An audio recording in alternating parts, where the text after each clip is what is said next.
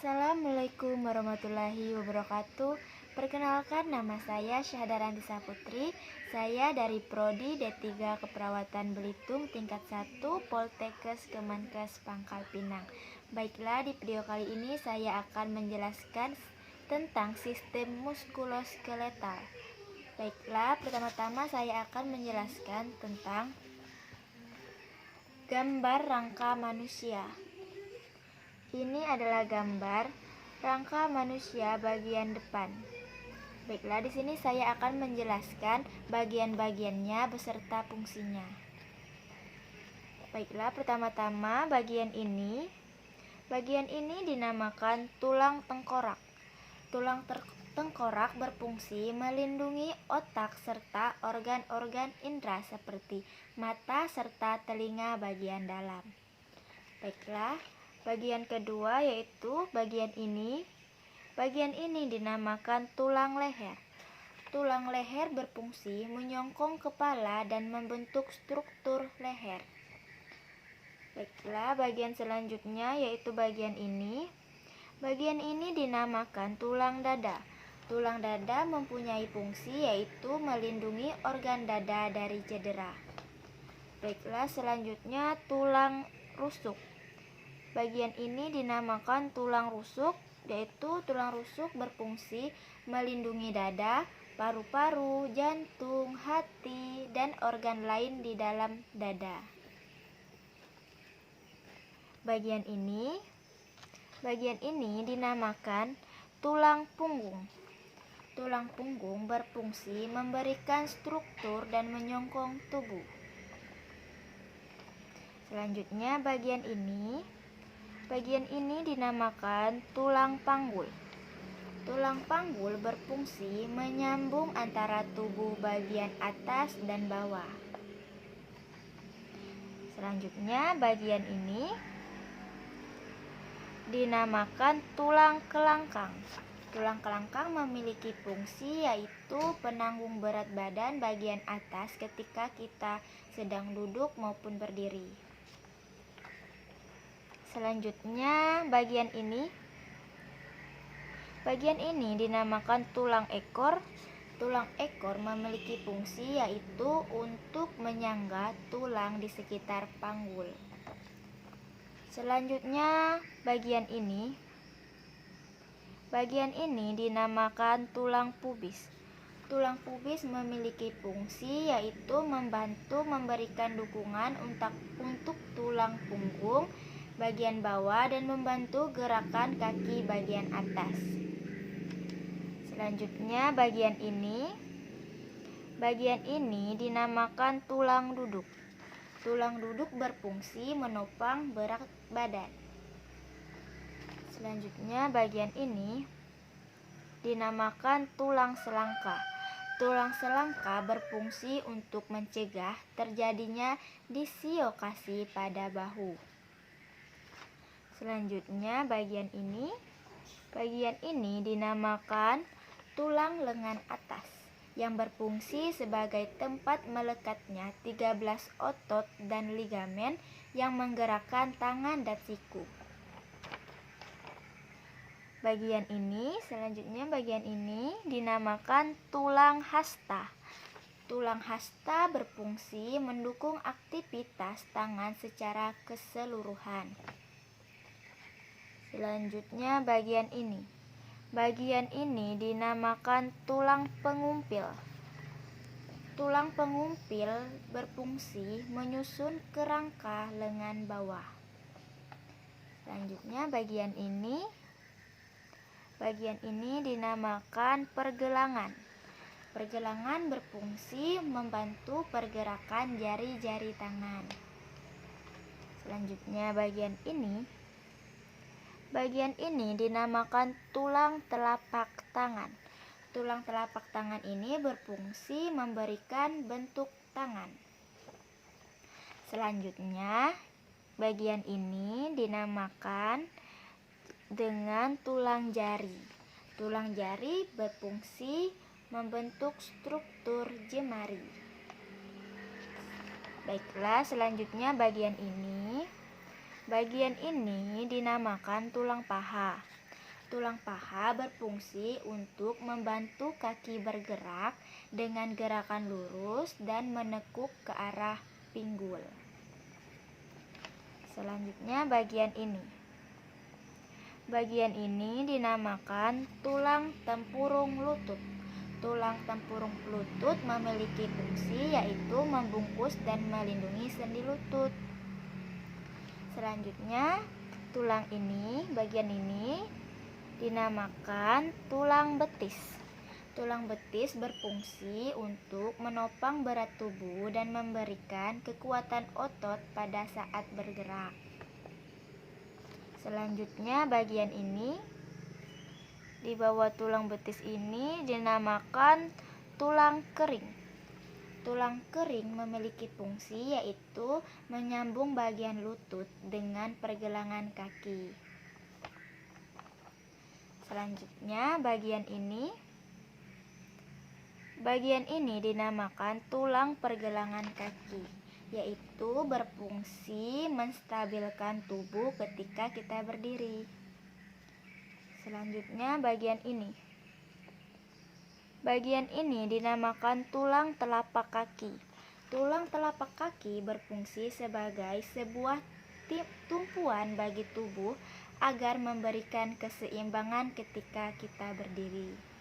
Yang terakhir yaitu bagian ini. Bagian ini dinamakan tulang jari kaki. Berfungsi untuk menjaga keseimbangan. Baiklah, itu penjelasan gambar rangka manusia bagian depan. Selanjutnya saya akan menjelaskan gambar rangka manusia bagian belakang. Baiklah, ini adalah gambar rangka manusia bagian belakang. Di sini saya akan menjelaskan bagian-bagian yang ada di sini. Bagian ini dinamakan kranium. Kranium berfungsi untuk melindungi otak serta organ-organ indera. Selanjutnya, bagian ini dinamakan tulang belakang. Tulang belakang memiliki fungsi yaitu menopang tubuh bagian atas dan bawah. Selanjutnya, bagian ini dinamakan atlas. Atlas memiliki fungsi yaitu sebagai pergerakan leher dan kepala. Selanjutnya, bagian ini dinamakan skapula. Skapula memiliki fungsi yaitu menyongkong pergerakan bahu. Selanjutnya, bagian ini dinamakan bagian tulang belikat, yaitu berfungsi menyambungkan bahu. Yang terakhir, bagian ini dinamakan tulang tumit, yang memiliki fungsi yaitu menopang tubuh ketika kita berjalan. Baiklah, itu penjelasan tentang gambar rangka manusia pada bagian belakang. Baiklah, selanjutnya saya akan membahas tentang gambar otot manusia bagian depan. Ini adalah gambar bagian otot pada manusia bagian depan. Di sini saya akan menyebutkan bagian-bagian dan fungsi-fungsinya.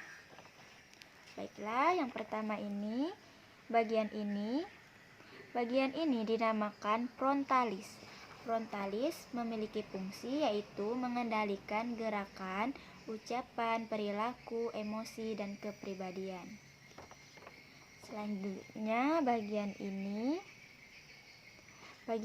dinamakan orbicularis oculi, yang berfungsi menutup kelopak mata, menekan kantong air mata, dan menggerakkan alis mata. Selanjutnya, bagian ketiga yaitu bagian ini dinamakan orbicularis oris, yang memiliki fungsi yaitu menutup bibir, menggerakkan cuping hidung, pipi, dan kulit dagu. Bagian keempat, bagian ini dinamakan sternocleidomastoid, yaitu berfungsi memutar kepala ke sisi yang berlawanan dan berperan melenturkan leher. Bagian selanjutnya yaitu bagian ini. Bagian ini dinamakan trapezius.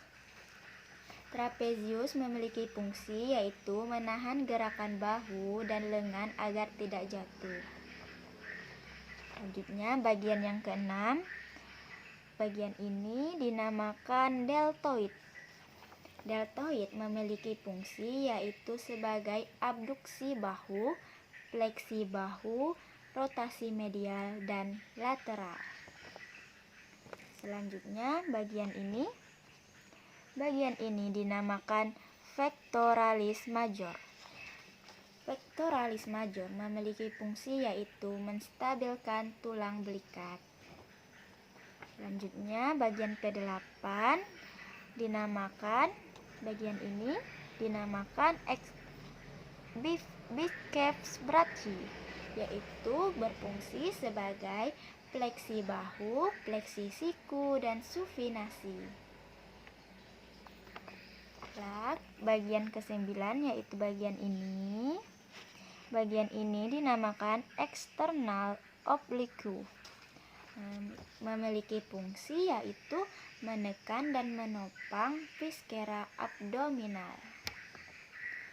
Baiklah, bagian selanjutnya yang ini. Bagian ini dinamakan brachioradialis, yaitu memiliki fungsi sebagai fleksi lengan. Bagian selanjutnya, bagian ke-11 yang ini. Bagian ini dinamakan rectus abdominis. Rectus abdominis ini memiliki fungsi yaitu menunjang pergerakan tulang belakang serta menjaga kestabilan tulang belakang. Selanjutnya bagian ini. Bagian ini dinamakan iliopsoas. Iliopsoas ini berfungsi sebagai fleksi pinggul dan fleksi spina pada area lumbar. Selanjutnya bagian ini. Bagian ini dinamakan vastus lateralis. Vastus lateralis berfungsi sebagai ekstensor persendian lutut. Selanjutnya bagian ini, bagian ke-14 ini dinamakan vastus medialis. Vastus medialis memiliki fungsi yang sama dengan vastus lateralis, yaitu sebagai ekstensor persendian lutut. Baiklah, bagian yang terakhir, bagian ini, bagian yang ke-15 ini dinamakan tibialis anterior.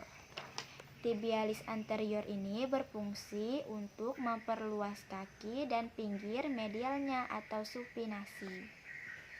Baiklah, itu penjelasan tentang gambar otot manusia pada bagian depan.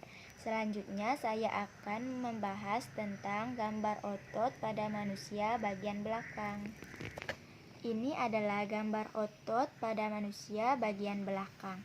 Di sini saya akan menjelaskan bagian-bagian tersebut. Baiklah, pertama bagian ini. Bagian ini dinamakan occipitalis, yang memiliki fungsi untuk menggerakkan kembali kulit kepala. Bagian kedua yaitu bagian ini.